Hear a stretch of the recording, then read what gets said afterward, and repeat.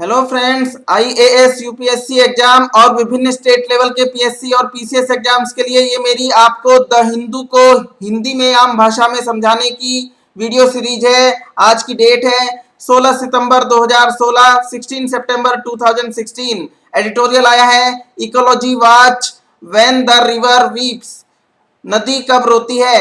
दोस्तों आइए देखते हैं द हिंदू में क्या लिखा गया है। कावेरी नदी बेसिन क्षेत्र के निवासियों की आर्थिक गतिविधियां और उनकी कृषि अत्यधिक मात्रा में कावेरी नदी पर निर्भर है। इसी कारण इस नदी के जल बंटवारे के प्रश्न पर बहुत पुराने समय से आंदोलन चलते आए हैं। इस सूखती हुई कावेरी नदी के जल के मुद्दे पर तमिलनाडु और कर्नाटक के बीच विवाद है। दोनों में से किसी राज्य का ध्यान सूखती नदी को पुनर्जीवित करने के दूरदर्शी भविष्य के समाधान की ओर नहीं है। दक्षिण भारत प्राचीन काल से ही मानसून पर निर्भर रहता है, जो कि अनिश्चित और जोखिमपूर्ण होता है। पिछले कुछ दशकों में दक्षिण पश्चिम मानसून की तीव्रता में कमी आई है तथा प्रवृत्ति में अनिश्चितता आ गई है। इस भौगोलिक घटना का कावेरी पर क्या प्रभाव पड़ेगा? जो जल कावेरी में गर्मी के मौसम की वर्षा से अब तक अनिश्चित होता जा रहा है। अच्छे मानसून के वर्षों में जब नदी में वर्षा का पर्याप्त पानी आ जाता है तब दोनों राज्यों के बीच कोई विवाद नहीं होता। खराब मानसून के वर्षों में, जैसा कि इस वर्ष भी खराब मानसून का वर्ष चल रहा है, ऐसे में विशाल राजनीतिक संकट उत्पन्न हो जाता है। आइए दोस्तों आगे चर्चा की गई है लैंड यूज, भूमि प्रयोग।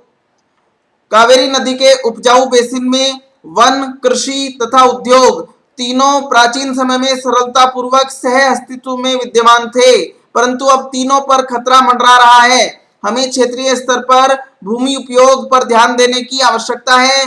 सघन वनों के आवरण जो पहले कभी यहाँ पर विद्यमान था, और वह आवरण सघन वनों का बाढ़ आने से रोकता था, पर्वत के ढालों पर जल को रोकता था, जिससे कि कावेरी की सहायक नदियों में पानी सतत रूप से धीरे धीरे वर्ष भर आता रहता था। समस्याएं कावेरी बेसिन क्षेत्र में निर्वनीकरण अर्थात डिफॉरेस्टेशन से आई हैं, और जो समस्याएं निर्वनीकरण की वजह से आई हैं वो है वर्षा की कमी, मृदा अपरदन और बाढ़। ऐसा निर्वनीकरण जिसमें सैकड़ों हजारों वृक्षों को बर्बाद किया गया है। यह पूरा निर्वनीकरण जो है, इसका उद्देश्य था नगरीय भवन निर्माण और कृषि आदि के लिए भूमि को तैयार करना। वन काटकर अधिक जल आवश्यकता वाले यूकेलिप्टस और बबूल के वृक्ष लगाए गए, जिससे कि पहले से ही न्यूनताग्रस्त जल आगे और भी अधिक अभावग्रस्त हो गया। मैसूर से गुजरने वाली नई रेलवे लाइन और हाई टेंशन विद्युत लाइन के निर्माण के लिए जब काफी मात्रा में वृक्ष काटे गए तो कुर्ग में स्थानीय लोगों के समूहों ने आंदोलन किए। यद्यपि विशेषज्ञों ने नई रेल लाइन और विद्युत लाइन निर्माण से नदी पर कुप्रभाव की बात कही थी, फिर भी विरोध प्रदर्शन कर रहे समूहों को प्रशासन की सहानुभूति कम मात्रा में ही मिली। इन घटनाओं को नदी क्षेत्रों में व्यापक क्षेत्रफल में हो रहे निर्वनीकरण की क्रियाओं से पृथक रखकर देखा नहीं जा सकता। वनों का कटाव का खतरा अब पर्वत की ऊंचाइयों और पर्वत ढालों तक पहुंच गया है, जो अभी तक संरक्षित और सुरक्षित बचे हुए थे। यदि इन पर्वत ढालों और पर्वत की ऊंचाइयों के क्षेत्रों में कटाव जारी रहा तो तीव्र मृदा अपरदन भविष्य में नदी प्रवाह पर और बुरा प्रभाव डालेगा। तीव्र शहरीकरण ने उर्वर कृषि भूमि, जंगलों और नम भूमियों को, वेटलैंड्स को कंक्रीट युक्त क्षेत्रों में बदल दिया है, जो कि वर्षा जल के सिंचन और कावेरी नदी की सहायक नदियों में उस वर्षा के जल को प्रवाहित करने की क्षमता नहीं रखते। नगरीकरण कंक्रीट की मांग करता है और कंक्रीट बालू अर्थात रेत की मांग करती है। कावेरी के समीपवर्ती क्षेत्रों में अनियंत्रित रेत खनन के कारण नदी की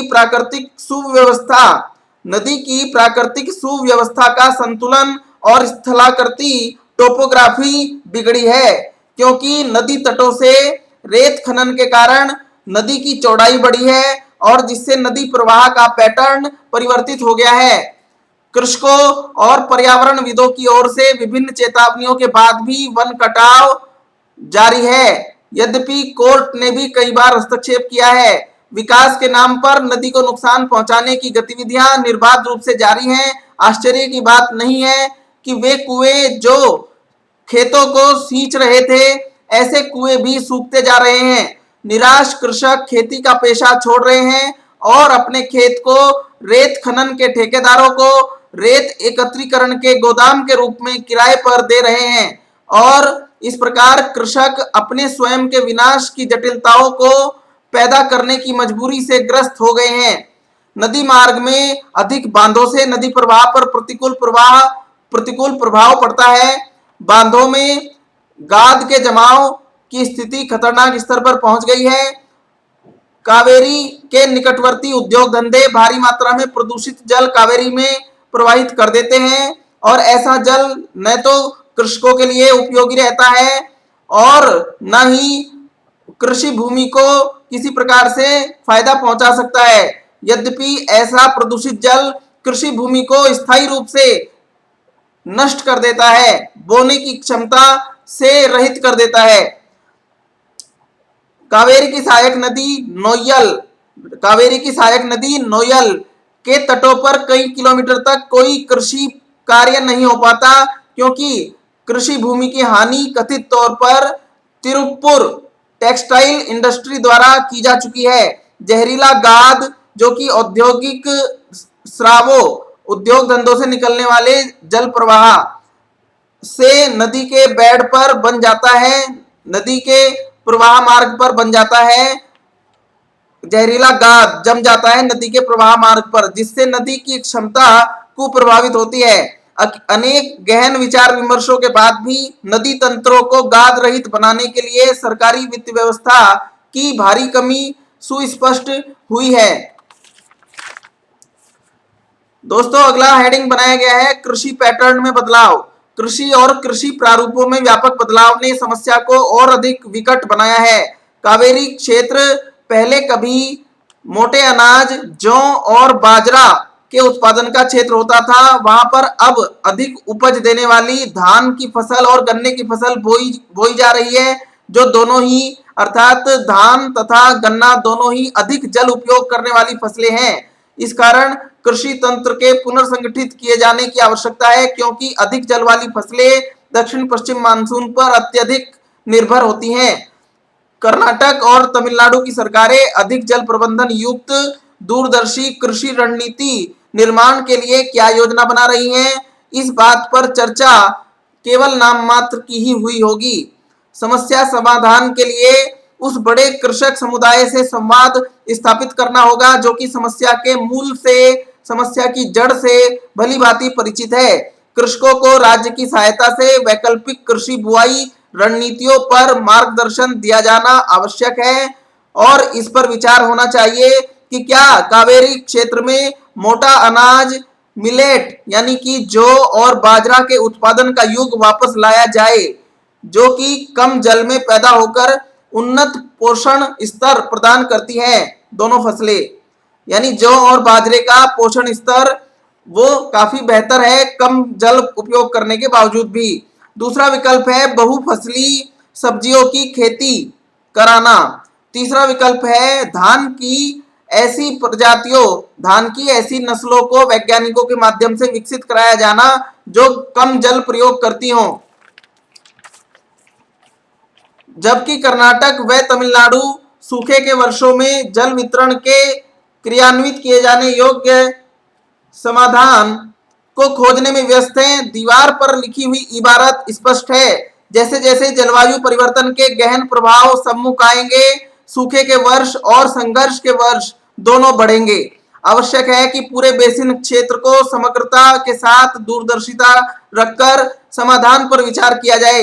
हमें समाधान निकालना है ताकि नदी में जल का पुनर्भरण बढ़े, जल की अपवाहक क्षमता बढ़े, प्रदूषण के संवेदनशील बिंदुओं हॉटस्पॉट्स को स्वच्छ बनाया जा सके ताकि जल उपयोग की दक्षता को बढ़ाया जा सके। नदी तटों पर युद्ध स्तर पर वन रोपित करने का अभियान अति आवश्यक है। कम जल में उगने वाले फसल के प्रारूप लाया जाना अति आवश्यक है। नदियों के औद्योगिक प्रदूषण को रोकना अति आवश्यक है। अतिशय रेत खनन पर प्रतिबंध लगाना आवश्यक है। नदी तट के नगरों में पानी का नियंत्रित मात्रा में उपयोग किया जाना आवश्यक है। ये सभी उपाय सहयोग तथा बातचीत से ही संभव हो सकते हैं। प्रतिक्रियावादी संघर्ष की भावना से ये उपाय संभव नहीं हो पाएंगे। राजनीतिकरण से ग्रस्त कावेरी जल बंटवारे के मुद्दे का क्या हम एक तार्किक समाधान खोज पाएंगे? यह भविष्य के गर्भ में छुपा हुआ प्रश्न है। दोस्तों, ये हमारा डिस्कशन यहीं पूरा होता है। यदि ये आपको वीडियो पसंद आया हो तो प्लीज इसे लाइक करिए, इस पर कमेंट करिए, अपने डाउट्स पूछिए। I will answer all your questions. मैं कमेंट सेक्शन में किए हुए हर एक प्रश्न का जवाब देता हूं। और दोस्तों, इस वीडियो के लिंक को अपने फेसबुक और ट्विटर अकाउंट पर शेयर कीजिए ताकि हिंदी भाषी क्षेत्र के हिंदी माध्यम के विद्यार्थियों का रिजल्ट IAS, UPSC और PCS एग्जाम्स में सुधारा जा सके। Thank you very much. All the best.